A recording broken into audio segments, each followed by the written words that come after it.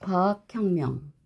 지금까지의 인류는 과학의 힘에 의하여 풍요로운 물질 문명을 창조하였다. 그러나 반대급부로 자연과의 부조화가 나타나 갖가지 공해와 함께 핵무기로부터 위협을 받고 있다. 인간을 위하여 만들어진 물질 문명이 도리어 인간을 삼키려 하고 있다. 이제 공법을 통하여 상단전이 열리게 되면 의식 차원이 높아져서 자연은 인간이 지배하는 대상이 아니라 보호하는 대상이라는 것을 알게 되어 자연과 조화를 이루는 새로운 방향으로 발전되어 갈 것이다. 또한 정신과 물질을 연결해주는 조화점인 기를 알게 되어 지금까지 생각으로만 가능했던 일들이 현상계에서 많이 나타나게 될 것이다. 동양과 서양은 그동안 너무도 상반된 길을 걸어왔다. 동양에서는 인간을 포함하여 대자연의 모든 것을 유기체적인 통합적 관점에서 보아왔지만 서양은 대상을 쪼개 들어가서 본질에 접근하려는 기계적 분석적인 방법이 추구되어 왔다. 20세기 물질과학 문명을 이룩하는 데 결정적인 역할을 한 소위 서양의 과학은 눈에 보이는 현상과 물질계의 법칙과 같은 객관적인 것에만 관심을 기울인 나머지 주관적인 세계가 주를 이루는 동양의 지혜는 미신이나 우상 숭배로 간주함으로써 스스로 긍지를 느껴왔다. 그러한 교육을 부지불식간에 받아온 우리들 역시 동양적인 것에 대한 열등감에 젖어왔다. 그러나 오늘날 서양의 물질 과학 문명의 현 주소는 어떠한가?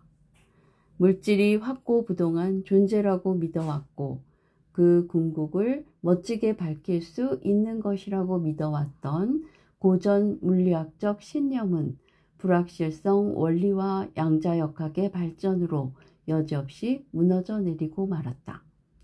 우월감에 차있던 그들의 정신은 섹스, 폭력, 마약 등으로 이미 회복할 수 없는 방향으로 치닫고 있다. 그토록 풍미하던 물질 과학 문명에 의한 파라다이스 환상은 돌이킬 수 없는 환경 오염으로 지구를 병들게 하고 말았다. 그러면 동양은 어떠한가? 찬란했던 과거의 정신 문명은 과학화 일반화되지 못했기 때문에 대부분 비효율적이고 비생산적인 생활 형태에서 벗어나지 못하고 극소수의 사람을 제외하곤 빈곤과 기아에서 헤어나지 못했다. 이때 서구 물질 문명의 충격은 동양의 정신을 빼앗기에 충분하고도 남았다. 그동안 동양은 물질 문명이라는 환상에 취해서 서양의 뒷공무니를 쫓기에 정신이 팔려 있었다. 이미 몸과 정신이 급속히 병들어가고 있는 줄도 깨닫지 못하고 있다. 그런데 서구에서 새로운 움직임이 일어나고 있다. 이제야 서양은 동양을 주의 깊게 관찰하기 시작한 것이다. 그들의 막혀있는 돌파구를 찾을 수 있다는 기대감에서이다. 그동안 지극히 주관적이고 비과학적이라고 무시했던 것들을 서양의 과학자들이 인정하기 시작했다. 아니, 인정할 수밖에 없었다. 핵물리학자가 주역을 연구해서 논문을 발표하는 것도 자연스러운 현상이 되었다. 그들의 정밀 분석에 의해 신비에 쌓여있던 것들이 수학적으로 물리학적으로 하나씩 해석되고 밝혀지고 있다. 비단 과학자들이 아니더라도 서양인들은 동양의 지혜, 동양적인 세계관 등에 날로 관심을 기울이고 있다. 그들은 종합해서 보아야 할 것을 쪼개고 분석함으로써 본질을 놓쳤다는 것을 깨닫기 시작했다. 최근 관심을 끌고 있는 신과학 운동은 그들의 잘못된 방향을 수정하기 위한 몸부림이다. 미국의 물리학자 하인즈 페겔스 교수는 최신 저서에서 과학을 단순성의 과학과 복잡성의 과학으로 구분하고 새로 대두되는 복잡성의 과학에 대한 중요성과 그 전망을 다룸으로써 과학계에 새로운 바람을 일으키고 있다. 그는 종래 과학의 역사는 분할의 역사라 할 수 있으며 자연을 가장 단순한 단위로 환원시켜 해명하려 하는 것으로서 단순성의 과학이 현대과학에 지대한 공헌을 한 것이 사실이지만 한편으로 자연현상의 중요한 일면을 외면하는 결과를 초래하였음을 지적하였다. 단순성의 과학이 자연을 분할하고 또 분할하는 데 주력하는 것이라면 복잡성의 과학은 그 분할한 것들을 다시 종합하여 자연 본연의 전체 자태를 관찰하는 것으로서 추상적인 극미의 세계를 대상으로 하는 것이 아니라 거시의 세계, 즉 우리의 경험 세계를 대상으로 한다. 앞으로 이 복잡성의 과학은 모든 분야에 획기적인 공헌을 할 것으로 보인다. 이제까지는 단순성의 과학기술이 앞섰던 국가들이 강대국이 되었지만 앞으로는 복잡성의 과학 분야에서의 선진국이 강대국이 될 것이라고 예측하고 있다. 이러한 관점은 과학도 이제는 동서양의 만남이 필연적임을 단적으로 말해주고 있다. 이렇게 눈에 보이는 세계와 보이지 않는 세계가 만나고 물질화된 세계와 그 배후의 세계가 서로 통하는 시점에 이르렀다. 이제는 괴상한 선문답을 물리학자가 이해하고 물리학자의 골치 아픈 이론을 선사가 간단히 이해하게 되었다고 해도 지나친 말이 아니다. 이제 과학은 인류의 의식을 새로운 차원으로 인도하는데 헌신적인 힘을 기울여야 할 중대한 시점에 와 있다. 우리 인류가 진화하기 위해서는 과학은 새로운 눈으로 우주와 인간의 실상을 정확히 파악할 수 있도록 인도하여야 한다. 이제 우리는 모든 생명체가 보다 높은 차원의 세계로 진화하는 과정에 있음을 모두가 인식해야 할 것이다. 그러나 인류 전체의 진정한 진화는 조화롭게 열린 마음과 과학화된 원리의 일반화에서만 가능하다. 서로 다른 두 개의 극이 하나로 모일 때 진화가 일어난다.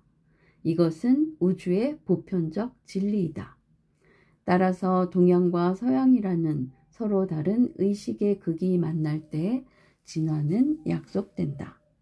그러나 이러한 약속된 진화를 이룩할 수 있는 획기적인 전환점을 기대할 수 있는 과학화된 원리의 일반화가 쉽게 나타나리라고 보기에는 지금의 상황이 지극히 어렵다.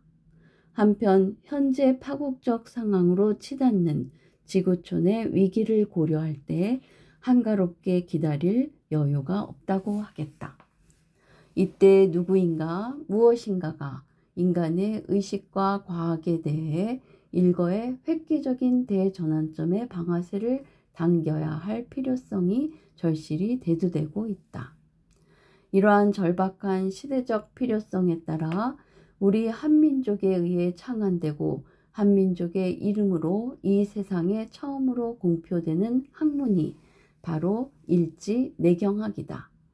일지내경학은 물질 세계인 양적 세계와 정신 세계인 음적 세계를 과학적으로 연결하여 누구나 영적 깨달음을 즉시 얻을 수 있고 조물주가 인간에게 부여한 창조력을 마음껏 발휘할 수 있도록 연구한 새로운 인체 과학인 것이다. 음적인 세계의 과학화는 아직까지 너무나도 미흡하다. 대부분이 신비 또는 신기한 것으로 다루어져 언젠가는 규명되리라는 막연한 생각뿐이다. 침술만 하더라도 70년대 닉슨 미 대통령이 중공을 방문하기 전까지 서양에서는 그 효능에 대해서 도무지 인정하려 하지 않았다. 미신이니 뭐니 하는 선입견이 사라진 것만도 대단한 발전이다. 오히려 과학적으로 규명하려고 더욱 적극적이다. 재미있는 것은 이제 구미에서는 우리나라보다도 훨씬 쉽게 침구사의 자격을 얻고 개업할 수 있을 정도가 되었다. 우리나라는 옛날에 있던 침구사 제도를 미국에서 교육받고 온 모 장관이 미신적인 치료 방법이라고 아예 없애버린 지가 아주 오래전인데 말이다. 침술은 생명현상에 대한 동양의 깊은 지혜와 직관에 의해 이룩된 동양 철학의 결정체이다. 인체의 경락은 생명의 실상과 진리를 터득하는 지름길이다. 경락을 모르고 어떻게 생명의 진리에 접근할 수 있겠는가? 기와 음양 오행의 조화를 모르고 생명 현상을 어떻게 논할 수 있겠는가?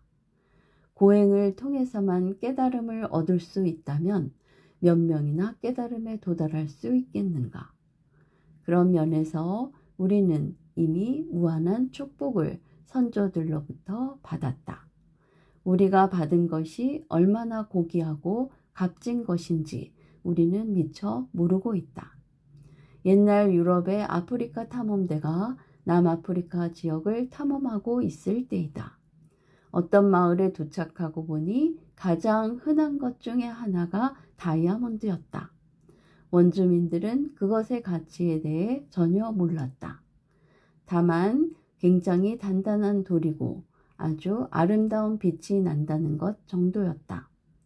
탐험대는 그들에게 몇 가지 먹을 것과 자파를 주고 그것들을 모두 거두어 갔다. 결국 그들은 그 지역의 다이아몬드 채굴권을 백인들에게 통째로 넘겨줬다. 만약 원주민들이 다이아몬드의 가치를 알았더라면 그들의 삶은 대대로 내려오던 가난에서 풍요로운 삶으로 일대 전환이 이루어졌을 것이다. 이와 똑같이 우리도 선조들로부터 받은 이 축복된 선물의 가치를 똑바로 보고 다이아몬드 원석이 엄청난 가치의 보석으로 가공되듯이 과학으로 일반화하여 누구나 무한한 가치의 삶으로 변화가 이루어지도록 하여야 할 것이다. 우리는 인도에서 많은 것을 배워야 한다.